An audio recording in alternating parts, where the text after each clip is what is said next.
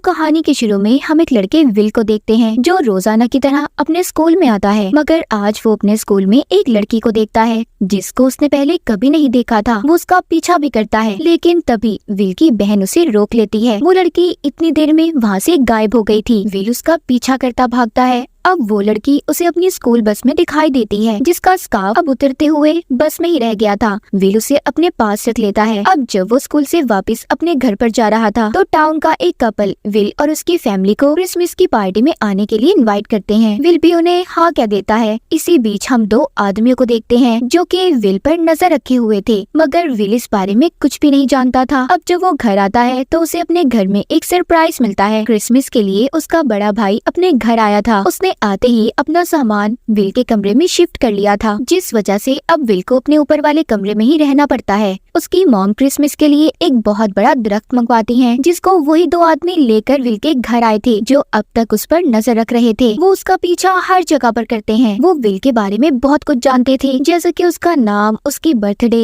अब वो दोनों विल को बर्थडे विश करते हैं क्योंकि आज विल का बर्थडे था, पर वो थोड़ा हैरान था। वो सोचता है कि एक अजनबी इंसान को मेरे बारे में कैसे पता, फिर भी वो इस चीज पर ध्यान नहीं देता। अब उन्हीं में से एक आदमी विल से कहता है कि मौसम खराब होने वाला है, लेकिन बाहर तो मौसम बिल्कुल साफ था। यहाँ पर कोई भी विल की बर्थडे को सीरियस नहीं ले रहा था। सिर्फ विल की बहन ही उसे तोहफा देती है, जो कि एक घड़ी थी, जिसे देखकर विल बहुत खुश होता है। उसकी बहन उसे घड़ी पहनाकर कहती है कि आज तुम्हारा बर्थडे है, चलो कोई विश करो, एक ऐसी ख्वाहिश जिसे तुम पूरा करना चाहते हो। विल कहता है हाँ, मैं स्नोफॉल, बर्फबारी देखना चाहता हूँ। इतने में विल के बड़े भाई की वीडियो कॉल आ जाती है, जो कि बाहर के मुल्क में पढ़ने के लिए गया हुआ था। उसके भाई ने उनके लिए बहुत से क्रिसमस के तोहफे भेजे थे। विल को एक पुरानी सी बेल्ट मिली थी, जिसे देखकर वो उदास हो जाता है। जब सभी सो गए थे तो विल देखता है रात को उसके घर पर स्नोफॉल हो रही थी। हैरानी की बात ये थी कि सिर्फ विल के घर पर ही थी, जिसे देखकर वो बहुत खुश था और ये सोचने लगता है कि उसकी बर्थडे विश पूरी हो गई। अगले दिन अब वो अपनी बहन के लिए क्रिसमस का तोहफा लेने जाता है, जहाँ पर दो पुलिस ऑफिसर उसे रोक लेते हैं और ये कहते हैं कि हमें तुम पर शक है, तुमने चोरी की है। वो उसे पूछताछ के लिए पुलिस स्टेशन ले गए थे। वो पुलिस ऑफिसर उससे बहुत से अजीब सवाल पूछ रहे थे। वो उससे साइन, निशानों के बारे में पूछते हैं। विल देखता है कि सब कुछ अजीब हो रहा था। तभी अचानक से एक पुलिस ऑफिसर अजीब से क्रिएचर में बदल जाता है। विल ये सब देखकर घबरा गया था। वो यहाँ से भागने की कोशिश करता है। तभी वो दोनों पुलिस ऑफिसर जब उसे पकड़ने पास आते हैं, मगर विल एक ही झटके से उन दोनों को दूर कर देता है, जो काफी हैरान कर देने वाली बात थी। और इसके बाद विल इसी तरह अपनी जान बचाकर वहाँ से भाग गया था। इसके बाद हमें विल के टाउन में पार्टी का सीन दिखाया जाता है। वहाँ पर विल को स्कूल वाली लड़की जो अचानक से गायब हो गई थी, उसका नाम मैगी था। वो और वही दो आदमी मिलते हैं जो उस पर नजर रख रहे थे। पार्टी में विल का भाई मैगी से बात करता है, जिससे विल जेलस हो गया था। कहीं न कहीं विल को मैगी अच्छी लगने लगी थी, इसीलिए वो कुछ देर के लिए घर से बाहर टहलने के लिए चला जाता है। तभी वहाँ पर एक अनजान आदमी घोड़े पर बैठा उसके पीछे पड़ गया था। वो विल से साइन के बारे में भी पूछता है, जैसा कि पुलिस ऑफिसर उससे पूछ रहे थे। अब ये कौन से साइन थे, किस साइन की लोग बात कर रहे थे, ये हमें कहानी में आगे जाकर पता चलेगा। वो विल को मारने की भी कोशिश करता है। तभी वहाँ पर बूढ़ी लेडी, उनका एक असिस्टेंट और वही दो अनजान आदमी आ जाते हैं जो अब तक विल का पीछा कर रहे थे। अब वो लोग उस राइडर घोड़सवार को वहाँ से जाने का कहते हैं और विल को बचा लेते हैं। वो राइडर जाते हुए इनसे कहता है कि अगले 5 दिन तक डार्कनेस ही डार्कनेस होगी, यानी कि हर तरफ अंधेरा होगा। इतना कहकर वो चला गया था। विल को कुछ भी नहीं समझ आ रहा था कि उसके साथ आखिर हो क्या रहा है। अब वो लेडी और बाकी सभी विल को अपने साथ जादू से टाइम ट्रेवल करके एक खूबसूरत जंगल में ले जाते हैं, जहाँ पर बहुत ही बड़ा महल था। यहाँ पर आकर लेडी विल को बताती है कि राइडर तब तक यहाँ नहीं आ सकता जब तक कि खुद से कोई और उसे ना बुलाए, मतलब तुम यहाँ पर महफूज हो। वो सब अब विल को बताती है कि हम ओल्ड वंस हैं, ऐसे पुराने योद्धा जो कि लाइट, रोशनी को फैलाते हैं। बहुत सालों पहले लाइट और डार्कनेस, अंधेरी और रोशनी के दरमियान में एक बहुत बड़ी जंग हुई, जिसमें लाइट जीत गई। उसने डार्कनेस को हरा दिया था, पर खत्म नहीं किया। अब हम उसी डार्कनेस को खत्म करने वापस आए हैं और हमें डार्कनेस को खत्म करने के लिए कुछ ऐसे साइंस निशान चाहिए जो तादाद में 6 हैं। उन्हीं की मदद से डार्कनेस को खत्म किया जा सकता है। उन साइंस का मतलब एक किताब में है जो सिर्फ सीकर ही पढ़ सकता है, यानी कि किसी भी चीज की तलाश करने वाला, और वो कोई और नहीं विल तुम हो। तुम ही हो जो उन साइंस को ढूंढ सकते हो। तुम ही हमारे सीकर हो। विल को उसकी पावर्स, ताकतें उसके 14 साल के पूरा होने पर मिलने वाली थी। अब जब विल 14 साल का हो गया था तो उसे उसकी पावर्स मिल गई थी। विल जो चाहे कर सकता था, जैसे कि स्नोफॉल का होना। इसीलिए डार्कनेस के लोग विल की जान के दुश्मन बन चुके थे।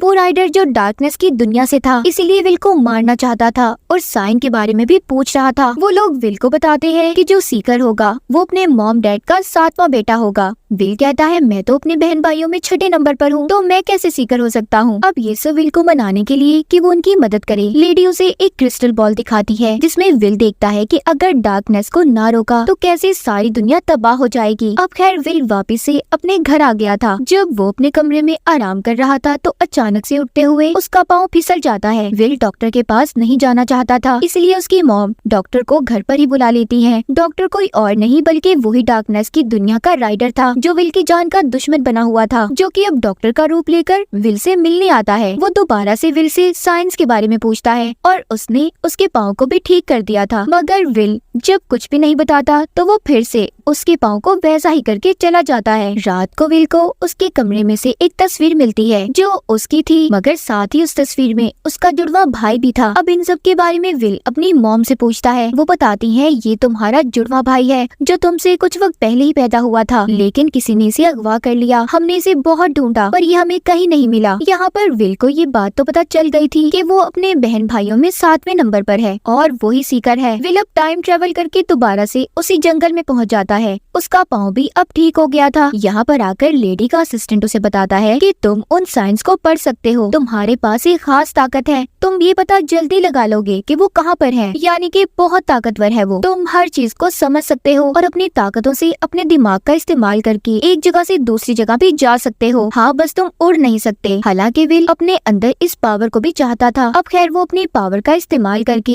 ओल्ड वंस की किताब को पढ़ने लगता है और उनको अब साइन के बारे में बताता है। तभी वो अपने एक लॉकेट को देखता है। विल उसको तोड़कर उसमें से पहला साइन निकाल लेता है जो कि क्रॉस का एक निशान था। अब हम एक चर्च को देखते हैं जहाँ पर बहुत से लोग बैठे इबादत कर रहे थे। विल भी वहाँ पर टाइम ट्रेवल करके पहुँच गया था। दरअसल ये बहुत सालों पीछे आ गया था जहाँ पर सभी ओल्ड वंस वॉरियर भी पहुँच जाते हैं। यहाँ पर इनके पास एक बहुत ही बुरी औरत आती है जो अचानक से इन पर सांपों से हमला कर देती है। सभी उन सांपों के नीचे फंस गए थे, मगर विल किसी तरह वहाँ से निकल जाता है और वहीं पर पड़े हुए एक ढांचे से दूसरा साइन भी निकाल लेता है। उधर दूसरी तरफ हम राइडर को देखते हैं जो किसी को बता रहा था कि विल को दूसरा साइन भी मिल गया है। घर पर विल का भाई मैगी के साथ था। अब यहाँ पर विल भी आ जाता है। वो मैगी से बात करता है। मैगी उसे जादू करके दिखाती है। विल को ऐसा लग रहा था कि वो भी ओल्ड वंस में से है, यानी कि रोशनी फैलाने वालों में से। मैगी कहती है नहीं, मैं तो तुम्हारी तरह हूँ। विल उसको उसका स्कार्फ भी वापस करता है जो उसे बस से मिला था। तभी यहाँ पर विल का भाई आ जाता है जो विल को बुरा भला सुनाकर मैगी को अपने साथ ले गया था। इस बात पर विल को बहुत गुस्सा आता है। वो बाहर जाकर इतनी जोर से चीखता है कि एक दरख्त में आग लग गई थी। ये सब कुछ अब विल की बहन भी देख लेती है। इससे पहले विल उसे कुछ समझाता एकदम से मौसम खराब हो गया था। अब वो अपनी बहन को अंदर लेकर जाने वाला था। तभी गलत टाइम ट्रेवल करके विल अपनी बहन के साथ एक ऐसी जगह पर आ गया था जहाँ पर जंग हो रही थी। यहाँ पर कुछ वॉरियर्स योद्धा उसे पकड़ लेते हैं और पकड़कर पानी में फेंक दिया था। विल को अपनी बहन की बहुत फिक्र हो रही थी। वो वहाँ पर तीसरा साइन भी देखता है जो कि एक शील्ड पर बना हुआ था। जिस वॉरियर के पास वो शील्ड थी उसको विल की पहनी हुई घड़ी बहुत पसंद आती है। विल उस वॉरियर से ये सौदा करता है कि मैं तुम्हें अपनी घड़ी दे दूंगा तो मुझे अपनी शील्ड दे दो। अब यहाँ पर इसे तीसरा साइन भी मिल गया था। ये उसे लेकर अपनी बहन के साथ वापस टाइम ट्रेवल करके अपने घर आ जाता है। हम राइडर को देखते हैं जो किसी पर चिल्ला रहा था कि विल ने तीसरे साइन को भी ढूंढ लिया है, तुम अभी तक कुछ नहीं कर पाए। वो उसको बचे हुए साइन को ढूंढने का बोलता है। टाउन में भी अचानक से स्नोफॉल शुरू हो गई थी। यहाँ पर विल से मिलने उसका भाई आता है जो राइडर के कंट्रोल में था। वो उससे बाकी के साइंस के बारे में पूछता है जहाँ पर वो उसे कुछ नहीं बताता। तभी उन दोनों में लड़ाई हो गई थी। वो टाइम ट्रेवल करते एक पुराने से होटल में पहुँच जाते हैं जहाँ पर लोग मुर्गियों की लड़ाई करवा रहे थे। इसी दौरान विल को यहाँ से चौथा साइन भी मिल जाता है। अब ये उसे लेता है और दोबारा से टाइम ट्रेवल करके वापस घर आ गया था। यहाँ पर विल अपने भाई को जोरदार मुक्का मारता है जिससे वो बेहोश हो गया था। अब जब उसे होश आता है तो उस पर से राइडर का कंट्रोल भी खत्म हो जाता है। विल को चारों साइन मिल जाते हैं। वो उन सबको अपनी उसी बेल्ट में लगाता है जो उसके भाई ने उसे क्रिसमस वाले दिन तोहफे में दी थी। उधर उन्हीं अनजान आदमियों के पास राइडर जाता है जो उन पर चीलों से हमला करवा देता है। हमें ये नहीं दिखाया जाता कि वो जिंदा है या मर गए। हर तरफ तूफानी तूफान था, हर तरफ अंधेरा छा चुका था। राइडर किसी भी तरह उन साइंस को हासिल करना चाहता था जो कि विल के पास थे। तभी यहाँ पर राइडर के पास वही अनजान आदमी आता है जिसको उसने साइन को ढूंढने का कहा था।